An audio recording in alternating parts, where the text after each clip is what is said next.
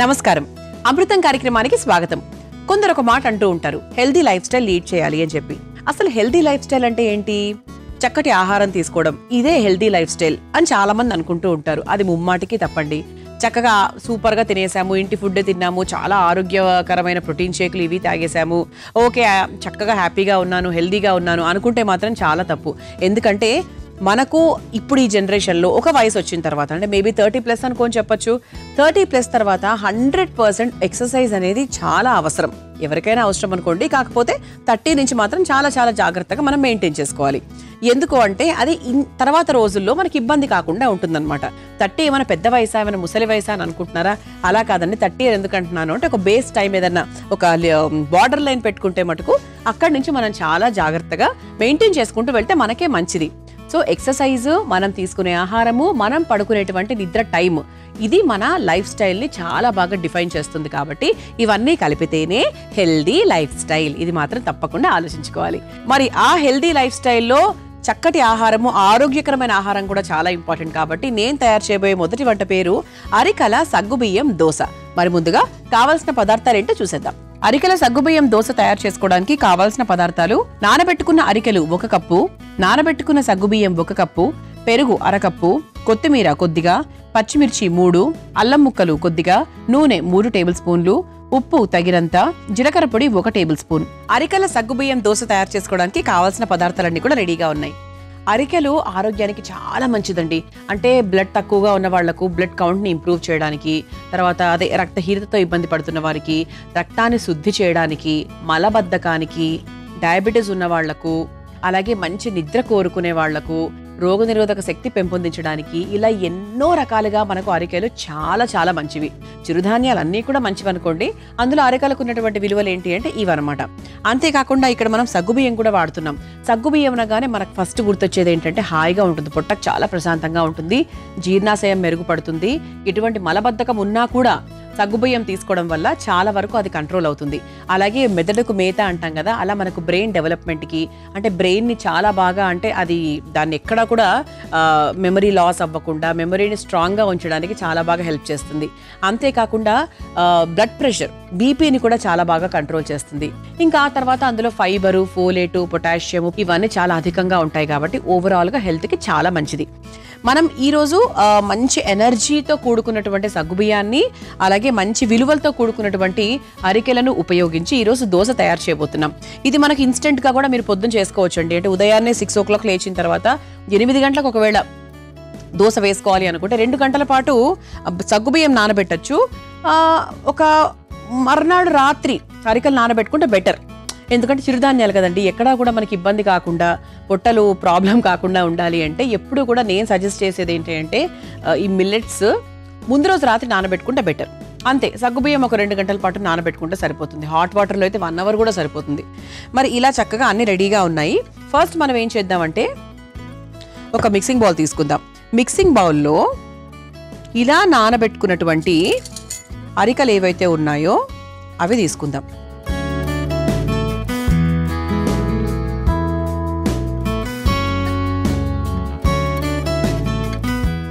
ఇలా మనము నానబెట్టుకున్న అరికలు ఆల్మోస్ట్ 1 కప్పు తీసుకున్నాం. దానికి తగ్గట్టుగా సగ్గుబియ్యం. సగ్గుబియ్యంతో రుచి కూడా చాలా బాగా వస్తుందండి, అసలు మంచి టేస్ట్. అందుకే సగ్గుబియ్యం వడలు, సగ్గుబియ్యం ఉప్మా, సగ్గుబియ్యం జావా ఇవన్నీ కూడా మనకు మంచి రుచితో పాటు మంచి ఎనర్జీని కూడా అందిస్తాయి. చలువ కూడా చేస్తుంది యాక్చువల్లీ. ఈ 2 కలుపుకున్నాం కదా. ఆ తర్వాత ఇందులో పచ్చిమిరపకాయలు, అంటే కారానికి తగ్గట్టుగా పచ్చిమిరపకాయలు, అలాగే ఘాటుకు తగ్గట్టుగా అల్లం ముక్కలు, ఆ తర్వాత ఇందులో కాస్త పెరుగు. అంటే మీరు రుబ్బుకునేటప్పుడే పెరుగు వేసుకుంటే కూడా బాగుంటుంది.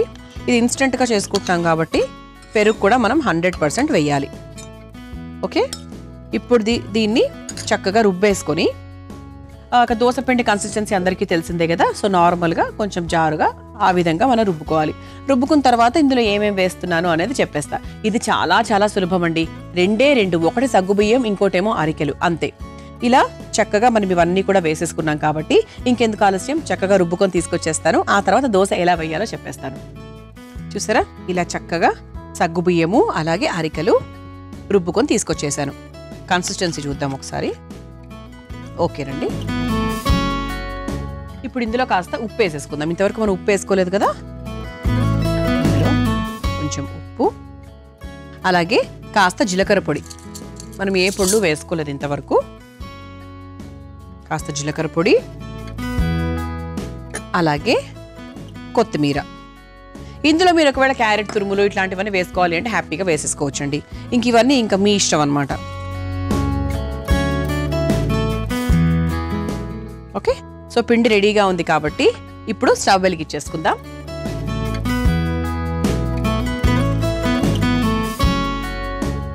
కొంచెం మనకు తవా వేడైన తర్వాత చక్కగా దోశ వేసేసుకోవడమే. ఇది పిల్లలకు కూడా చాలా మంచిదండి. సో చక్కగా మనకి సగ్గుబియ్యం ఇవన్నీ ఉన్నాయి కాబట్టి ఒక 2 దోశలు తిన్నారంటే చాలు, మంచి ఎనర్జీ ఉంటుంది, ఆరోగ్యానికి కూడా చాలా చాలా మంచిది. సాధారణంగా సగ్గుబియ్యం అనగానే మనకు ఫస్ట్ గుర్తొచ్చేది ఏంటి అంటే మనకి ఎప్పుడైనా పొట్ట అప్సెట్ అయినప్పుడు సగ్గుబియ్యం జావ తీసుకోండి అని చెప్తూ ఉంటారు. అందులో కాస్త ఉప్పు పంచదార వేసుకొని తింటూ ఉంటాం. అండ్ ఇన్స్టెంట్ ఎనర్జీ లాగా పనికొస్తుంది. తర్వాత మనం పొట్టని సెట్ చేయడానికి కూడా చాలా బాగా పనికొస్తుంది. అలా అన్నమాట.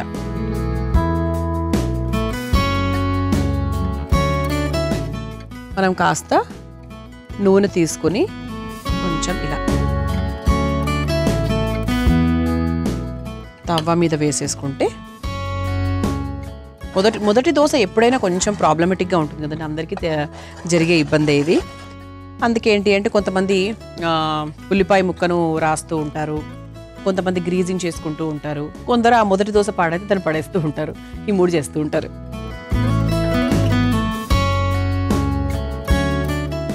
ఒక గుంట గరిటె తీసుకొని చక్కగా ఇలా మిక్స్ చేసేసుకొని, తవ్వ వేడైపోయిందండి. ఇది కొంచెం మనం ఇలా మీడియం ఫ్లేమ్లో పెట్టేసుకొని ఇక దోశ వేసేసుకుందాం.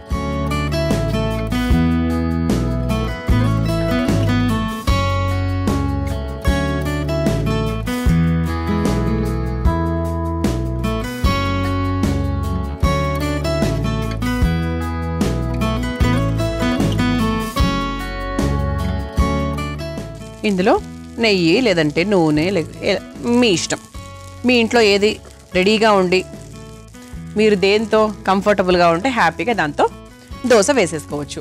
ఇది బాగా కొంచెం మనకు సిమ్లో పెట్టుకోవాలంటే సగ్గుబియ్యం కదా, అది ప్రాపర్గా అవ్వకపోతే మెత్తమెత్తగా ఉంటుంది. అందుకే మనం ముందే తిప్పేసుకుంటే మళ్ళీ దోశ రాదు. సో అందుకేంటంటే చాలా స్లోగా చూసుకొని మనము దీన్ని తయారు చేసుకోవాలి. మీ అందరి కోసం ఈ చిట్కా. అమృతంలో మీ అందరి కోసం మరో చక్కటి చిట్కా. సాధారణంగా మనం ఏదైనా కూరలు తయారు చేసుకునేటప్పుడు ఉల్లిపాయలు వేసి వేయిస్తూ ఉంటాం. కొంతమంది అంటారు అందులో ఉప్పు వేస్తే చక్కగా వేగుతాయి అని చెప్పి. ఉప్పుతో పాటు కాస్త పంచదార కూడా వేసినట్టయితే ఉల్లిపాయలు చాలా త్వరగా చక్కగా వేగుతాయి. మరి ఈసారి ఉల్లిపాయలు వేయించుకునేటప్పుడు ఈ చిట్కాను ఒకసారి ప్రయత్నించండి. చూసారా, ఇలా చక్కగా మనము అరికల సగ్గుబియ్యం దోశ వేసేసుకున్నాము. ఇలా మనకి ఇన్స్టెంట్గా చేసుకున్నాం కాబట్టి ఇలా చక్కగా వచ్చింది. ఇది మీరు ఏంటి అంటే ఒకవేళ ఇన్స్టెంట్గా చేసుకున్నప్పటికీ కూడా ఆ సాయంత్రానికి ఇంకా బాగా అవుతుందేమో. అంటే ఎప్పుడు కూడా అంతే అండి కదండి, దోశలు ఇవన్నీ ఏంటి అంటే ఎంత ఫర్మెంట్ అవుతే అంత బెటర్. ఇన్స్టెంట్గా కూడా బాగుంటాయి, కాకపోతే ఆ సాయంత్రానికో లేకపోతే ఆ 5-6 అవర్స్ తర్వాత ఇంకా బాగుంటాయి అన్నమాట. ఇక స్టవ్ కూడా ఆఫ్ చేసేస్తున్నానండి. మన ప్లేట్ కూడా రెడీగా ఉంది. ఆరెంజ్ ప్లేట్ అన్నమాట. సో దీన్ని మనం చక్కగా ఫోల్డ్ చేసేసుకుందాము. ఇలా ఫోల్డ్ చేసుకుని మన ప్లేట్కి తగ్గట్టుగా ఈ దోశను వేసేసుకుందాం. దీన్ని మనం చక్కగా టొమాటో చట్నీతో, ఆవకాయతో, పొడితో తింటే చాలా బాగుంటుంది. ఇది మీరు తయారు చేసుకోవాలనుకుంటున్నారా? అయితే అరికల సగ్గుబియ్యం దోశ తయారు చేసుకోవడానికి కావాల్సిన పదార్థాలు, తయారు చేసుకునే విధానం మరొకసారి చూసేయండి. అరికల సగ్గుబియ్యం దోశ తయారు చేసుకోవడానికి కావాల్సిన పదార్థాలు: నానబెట్టుకున్న అరికెలు 1 కప్పు, నానబెట్టుకున్న సగ్గుబియ్యం 1 కప్పు, పెరుగు 1/2 కప్పు, కొత్తిమీర కొద్దిగా, పచ్చిమిర్చి 3, అల్లం ముక్కలు కొద్దిగా, నూనె 3 టేబుల్ స్పూన్లు, ఉప్పు తగినంత, జీలకర్ర పొడి 1 టేబుల్ స్పూన్. అరికెల సగ్గుబియ్యం దోశ తయారు చేసుకునే విధానం: ముందుగా ఒక మిక్సింగ్ బౌల్లో నానబెట్టుకున్న అరికెలు, నానబెట్టుకున్న సగ్గుబియ్యం, పచ్చిమిర్చి, అల్లం ముక్కలు, పెరుగు వేసి మెత్తగా రుబ్బుకోవాలి. తర్వాత అందులో సరిపడా ఉప్పు, జీలకర్ర పొడి, కొత్తిమీర వేసి బాగా కలుపుకోవాలి. ఇప్పుడు స్టవ్ వెలిగించి తవ్వాకి నూనె రాసి వేడయ్యాక సిద్ధం చేసుకున్న పిండిని దోశలాగా వేసుకుని నూనెతో 2 వైపులా కాల్చుకొని ఒక సర్వింగ్ ప్లేట్లోకి తీసుకుని సర్వ్ చేసుకుంటే అరికల సగ్గుబియ్యం దోశ రెడీ.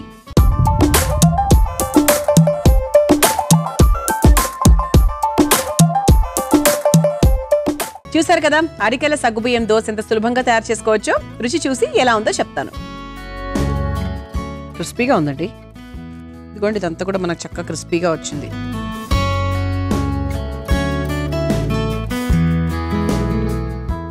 బాగుంది.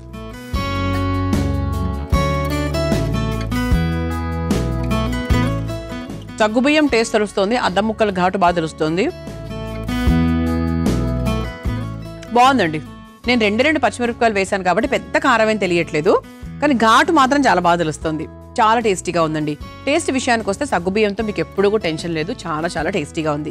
ఇక రెండో వంటలకు వెళ్ళిపోదామా? ఇక నేను తయారు చేయబోయే రెండో వంట పేరు పచ్చి శనగల కూర. ముందుగా కావాల్సిన పదార్థాలు ఏంటో చూసేద్దాం. పచ్చి శనగల కూర తయారు చేసుకోవడానికి కావాల్సిన పదార్థాలు: పచ్చి శనగలు 1 కప్పు, పోపు దినుసులు 1 టేబుల్ స్పూన్, పచ్చిమిరపకాయలు 4, టొమాటో ముక్కలు 1/2 కప్పు, ఉల్లికాడలు 1/2 కప్పు, కరివేపాకు కొద్దిగా, పచ్చిమిర్చి అల్లం పేస్ట్ 1 టేబుల్ స్పూన్, పసుపు తగినంత, ఉప్పు తగినంత, కారం 1 టేబుల్ స్పూన్, టమాటా ప్యూరీ 1 కప్పు, నూనె 3 టేబుల్ స్పూన్లు. పచ్చిశనగల కూర తయారు చేసుకోవడానికి కావాల్సిన పదార్థాలన్నీ కూడా రెడీగా ఉన్నాయి. అయితే మనకు పచ్చిశనగల్లో ప్రోటీన్స్ ఆఫ్ కోర్స్ ఎక్కువగానే ఉంటాయి. ఇది మనకు బ్లడ్ కౌంట్ ని ఇంప్రూవ్ చేయడానికి, అంటే రక్తం తక్కువగా ఉన్న వాళ్ళకు, అంటే అనిమిక్ గా ఉన్న వాళ్లకు పచ్చిశనగలు ఎక్కువగా తినడం చాలా చాలా మంచిది. అంతేకాకుండా ఇందులో యాంటీ ఆక్సిడెంట్స్ కూడా ఎక్కువగా ఉంటాయి. యాంటీ ఆక్సిడెంట్స్ ఎప్పుడు అంటూ ఉంటాను, ఏంటంటే అది అంటే మన ఒంట్లో, మన శరీరంలో ఒక రోగం వచ్చినప్పుడు, ఏదైనా ఇబ్బంది వచ్చినప్పుడు, ఎనీ ఇన్ఫెక్షన్ వచ్చినప్పుడు అది ఫైట్ చేసేటువంటి మెకానిజం ఉండాలి. అది లేకపోతేనే మనకి ఇమ్యూన్ తక్కువగా ఉంది, రకరకాల జ్వరాలు ఎక్కువగా వస్తూ ఉంటాయి, మందులు వేసుకోవాల్సి వస్తుంది అని చెప్తూ ఉంటారు. యాంటీ ఆక్సిడెంట్స్ ని అధికంగా మన బాడీలో పెంచుకోవడం వల్ల ఫైటింగ్ మెకానిజం అనేది చాలా బాగా ఇంప్రూవ్ అవుతుందన్నమాట. అది మనకు కొన్ని పదార్థాల్లో చాలా ఎక్కువగా ఉంటుంది. అంతేకాకుండా ఇందులో విటమిన్స్, మినరల్స్ ఇవన్నీ కూడా చాలా ఎక్కువగా ఉంటాయి. ముఖ్యంగా కొంతమంది చెప్తూ ఉంటారు, ఈ జ్వరాలు వచ్చినప్పుడు, తర్వాత మనకు జలుబు వచ్చినప్పుడు, ఇటువంటి ఇబ్బందులు మనకు ఎదురైనప్పుడు ఇటువంటి పచ్చిశనగలతో ఏదైనా తినండి, పచ్చిశనగలతో సూప్ కూడా చేసుకుంటూ ఉంటారు, లేకపోతే పచ్చిశనగలు చక్కగా ఉడికించుకొని తినండి, అలా అంతా కూడా చెప్తూ ఉంటారనమాట. సో ఇదేంటి అంటే మనకు పచ్చిశనగలు చాలా రకాలుగా ఉపయోగపడుతుంది. అలాగే ఆరోగ్యం, మనకి ఇమ్యూన్ సిస్టమ్ ఇంప్రూవ్ చేయడానికి కూడా బెస్ట్ అని చెప్పొచ్చు. అలాంటి పచ్చిశనగలతో నేను కూర తయారు చేయబోతున్నా. ఇప్పుడంతా కూడా మనకు సీజన్ నడుస్తుంది కాబట్టి చాలా ఎక్కువగా దొరుకుతుంది, హ్యాపీగా మీరు తయారు చేసుకోవచ్చు. ఓకే, సో ఫస్ట్ ఏం చేద్దామంటే స్టవ్ వెలిగించేసుకుందాం. చాలా సింపుల్ ప్రాసెస్ అండి. సో ఇందులో పొళ్ళు తయారు చేసుకోవడాలు, పేస్ట్లు తయారు చేసుకోవడాలు ఏవీ లేవు, చాలా సింపుల్గా తయారు చేసుకోవచ్చు. ఇంకా మిగతావన్నీ కూడా చాలా నార్మల్గా అన్ని మన ఇంట్లో ఉండేవే. పచ్చిశనగలు మాత్రం మీరు కొనుక్కొని పెట్టుకున్నారు అంటే సరిపోతుంది అనమాట. సో ముందుగా ఇందులో కాస్త నూనె వేస్తాను.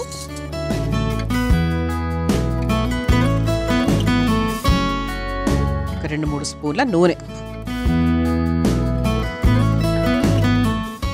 శనగలతో చాలా రకాల కూరలు తయారు చేసుకుంటూ కూడా ఉంటారు. శనగల కూర, శనగల పచ్చళ్ళు ఎవరు చేసుకోరు అనుకోండి, శనగల కూరలు మాత్రం చాలా రకాలు చేసుకుంటూ ఉంటారు. పచ్చి కొబ్బరి లేదంటే ఎండు కొబ్బరి అది వేసుకొని కొన్ని ఆకుకూరలు కూడా కలిపి కూడా చేసుకుంటూ ఉంటారు.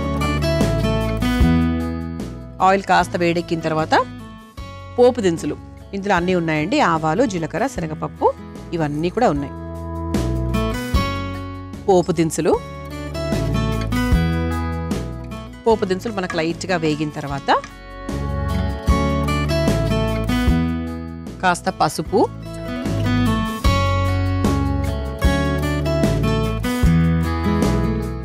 అలాగే ఉల్లికాడలు,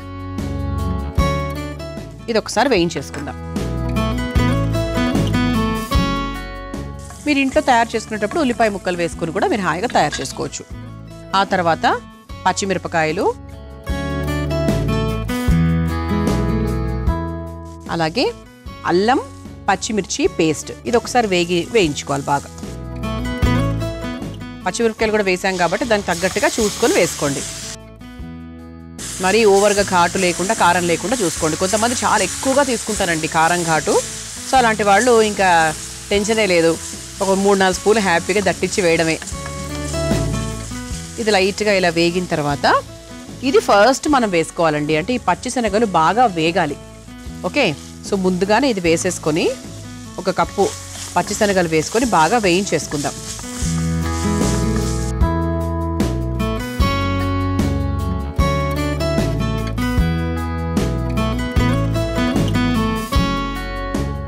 ఇలా చక్కగా పచ్చిశనగలు లైట్గా వేగిన తర్వాత కొంచెం ఉప్పు కూడా వేసేసుకుందాం. అంటే కూరకు కావాల్సినంత ఉప్పు నేను ఆల్మోస్ట్ వేసేసినట్టే.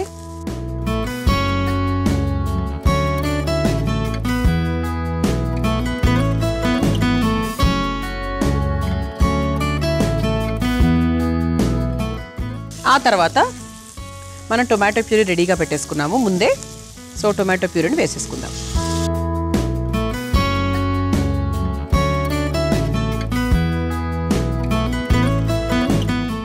టొమాటో ప్యూరీ వేసుకున్న తర్వాత కాస్త కారం కూడా వేసేసుకుందాం.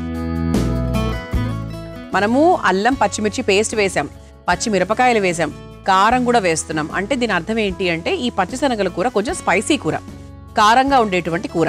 అంటే కొన్ని కర్రీస్ మనకు చాలా సాత్వికంగా తక్కువ కారంతో ఉంటాయి, కొన్ని ఎలా ఉంటాయంటే బాగా ఎక్కువగా ఫుల్ అంటే కారం కారంగా ఉంటాయి అన్నమాట. ఒక స్పూను కారం, ఒకటే స్పూన్ వేస్తున్నానండి. ఇది ఒకసారి కలిపేసుకుందాం. అంటే కారం వేస్తే ఏంటంటే ఒక మంచి రంగు కూడా వస్తుంది కూరకి. ఎప్పుడు కూడా నేను అట్లాగే ఆలోచిస్తూ ఉంటా. పచ్చిమిరపకాయల్ని కొంచెం తగ్గించి దీన్ని కూడా యాడ్ చేసే ప్రయత్నం చేస్తా. రెండు సమపాళాల్లో వేస్తే ఓవర్ అయిపోతుంది కదా, అలా కాకుండా అంటే కూర రంగు కూడా చాలా ఇంపార్టెంట్ కదా. ఇప్పుడు ఇందులో కాస్త వాటర్ పోసుకుందాం. కొంచెం నీళ్లు పోసేసుకున్నాం కదా, ఇది ఒక మీడియం ఫ్లేమ్లో పెట్టి ఇలా చక్కగా ఉడికించుకోవాలి. అయితే ఇక్కడ మనం టొమాటో ప్యూరీతో పాటు టొమాటో ముక్కల్ని కూడా వేస్తున్నాం అన్నమాట. ఓకే, ఇది కూడా చక్కగా మిక్స్ చేసేసుకుందాం. ఇక ఉప్పు వేసేసుకున్నాము, కారం వేసేసుకున్నాము, నీళ్లు వేసేసుకున్నాము, తర్వాత కావాల్సినవన్నీ కూడా వేసుకున్నాం. కాబట్టి ఇది చక్కగా మూత పెట్టేసి, లేదంటే మూత లేకుండా ఏదైనా సరే ఒక 5 నుంచి 8 నిమిషాల వరకు బాగా ఉడికించాలి. మనకు బాగా ఉడకాలి మంచిగా. ఇది గ్రేవీ లాగా అంటే మనకి మీడియం గ్రేవీ అని చెప్పచ్చు అనమాట. సో రోటీకి చపాతీకి దేనికైనా కూడా బాగుంటుంది. మీ అందరి కోసం ఈ చిట్కా.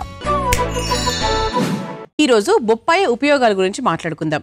బొప్పాయి పండు మనకు మలబద్ధకాన్ని తగ్గిస్తుంది, కడుపులో ఉబ్బరాన్ని తగ్గిస్తుంది, అలాగే IBS లక్షణాలను కూడా తగ్గిస్తుంది. ఒకవేళ ఈ ఇబ్బందులు మీకు ఉంటే గనక బొప్పాయి పండును తరచూ తీసుకోవడం మొదలు పెట్టేసేయండి. మనం చక్కగా టొమాటో ముక్కలు వేసుకున్నాము, పచ్చి శనగలు వేసుకున్నాము, వాటర్ పోసుకున్నాం. చూసారా చక్కగా ఉడికింది, కొంచెం దగ్గర పడింది. కాబట్టి ఇక స్టవ్ ఆఫ్ చేసుకోవచ్చు. అంతకన్నా ముందు కరివేపాకు వేసేసుకుందాం. చెప్పాను కదండి సెమీ గ్రేవీ లాగా ఉంటుందని చెప్పి. మరీ ఓవర్గా ఇట్లా వాటరీగా గ్రేవీ లాగా కాకుండా, అట్లా మరీ ముద్దకూరలాగా కాకుండా మధ్యలో ఉంటుందన్నమాట. ఇప్పుడు దీన్ని మనం చక్కగా ఒక బౌల్లోకి తీసేసుకుందాం.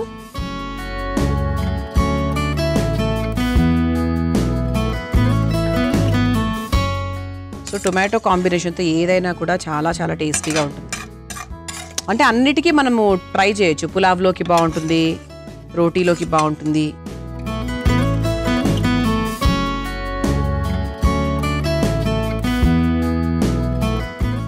చూసారు కదా, పచ్చి శనగల కూర చాలా చాలా టేస్టీగా ఉండబోతోంది. 100%. మీరు తయారు చేసుకోవాలనుకుంటే కావాల్సిన పదార్థాలు, తయారు చేసుకునే విధానం మరొకసారి చూసేయండి.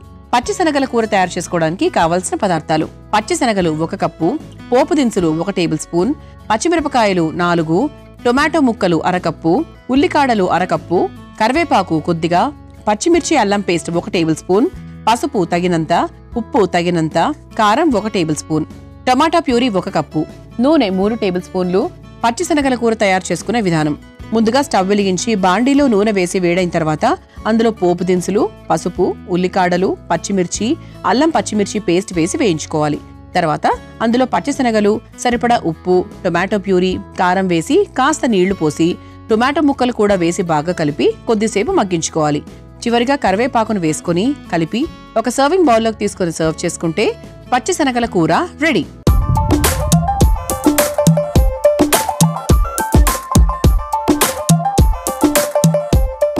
చూసారు కదా, పచ్చి శనగల కూర ఎంత సులభంగా తయారు చేసుకోవచ్చో. రుచి చూసి ఎలా ఉందో చెప్తాను. టొమాటోతో పాటు తీసుకుందాం.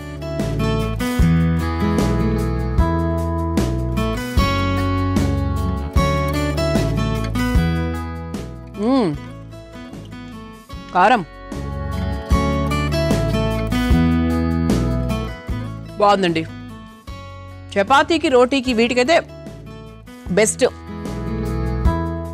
నేనే నా చేతులతో కారం వేసుకున్నా కదా, అందుకే కొంచెం కారంగా ఉంది. అంటే ఇది ఇలాగే ఉంటే బాగుంటుందండి, చప్పగా ఉంటే బాగోవు. కొన్ని మనం చాలా సాత్వికంగా చేసుకుంటాం, మైల్డ్ ఉప్పు, మైల్డ్ కారంతో. కొన్నిట్లో మాత్రం అలా వేసుకుంటాం అనమాట. తప్పకుండా ప్రయత్నించండి, చాలా చాలా బాగుంది. చూసారు కదా, ఇవాటి అమృతంలో నేను పరిచయం చేసిన ఈ 2 వంటకాలు నాకు బాగా నచ్చేసాయి. మీకు కూడా నచ్చాయని ఆశిస్తూ రేపటి అమృతం కార్యక్రమంలో మరో 2 వంటకాలతో మళ్ళీ కలుసుకుందాం. అంతవరకు సెలవు, నమస్కారం. ఈ కార్యక్రమాన్ని తిరిగి చూడాలనుకుంటే www.youtube.com/ETV Life Spiritual లో చూడవచ్చు.